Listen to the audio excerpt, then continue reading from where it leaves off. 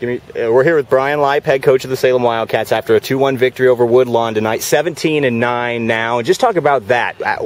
Your thoughts before the season was this team was going to be competitive. Just talk about now 17 wins, more wins than anyone's gotten over here. It's just a milestone that you can be proud of. Yeah, definitely to be proud of. I can tell you right now the kids aren't satisfied with just 17 because, like I told them, the hope is that we keep continuing to win games. And they're setting the bar now. So how high are you going to set it? How are you going to set the bar?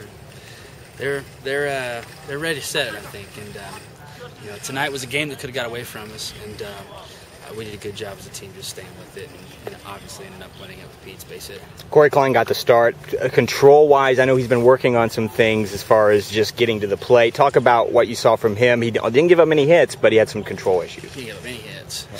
He walked, walked 5. We made a couple errors behind him too, but he was when he was good, he was great. He was the Corey Klein we saw all spring last year.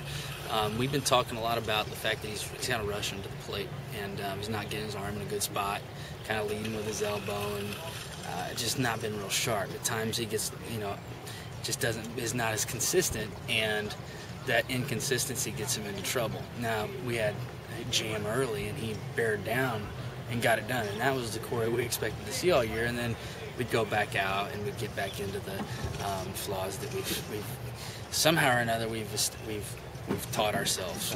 He's trying to get out of his repetition as far as what he's not been doing correctly. Johnny then came in and just shut the door, gave up the run on a double play ball, but I mean he did what he does, and it's a spot I think he's going to be used in down the road, so this is a great game to get him in and to use him. Yeah, and he had to go a little further than I wanted him to.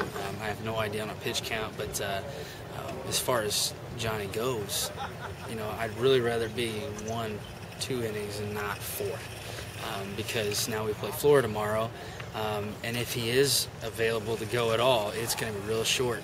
So now you almost think, man, he's going to have a day off so that he can, close for me again on Saturday.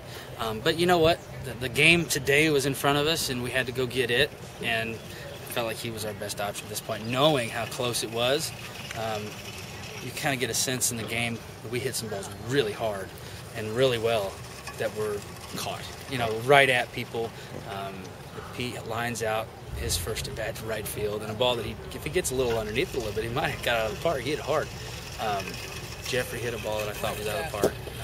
Jared got under one a little bit, but you just had a sense it was going to be a low-scoring game, and just had to find a way to claw one out in the end. And in the end, it's usually been Mr. Tolliver. Johnny's come up with the big game-winning hits. You had him on deck, but Pete took it in his hands. Yeah. He even said before there's a bat in the dugout, he's not throwing me curveballs, I'm going to go after a fastball. Yeah. It's good to see a kid follow through on a plan. He had a plan and he followed through. Well, he hits in our 9-hole, and a lot of teams will approach that as 9-hole is the worst hitter in the lineup. Well, I got news for you. Our 9-hole is basically our leadoff hitter. After the game started, we start our lineup over again in the 9 spot, and oftentimes, and even the 8, and hopefully, it doesn't ever stop. So he's learning how to hit in that spot, and knowing, hey, I'm the 9 guy, I'm going to get fastballs, and he's starting to drive some balls. Even yesterday, he drove a ball in the gap for a double. We haven't seen a lot out of Pete. A lot of taking the ball the other way and whatnot, but he's really starting to turn on it and bust it.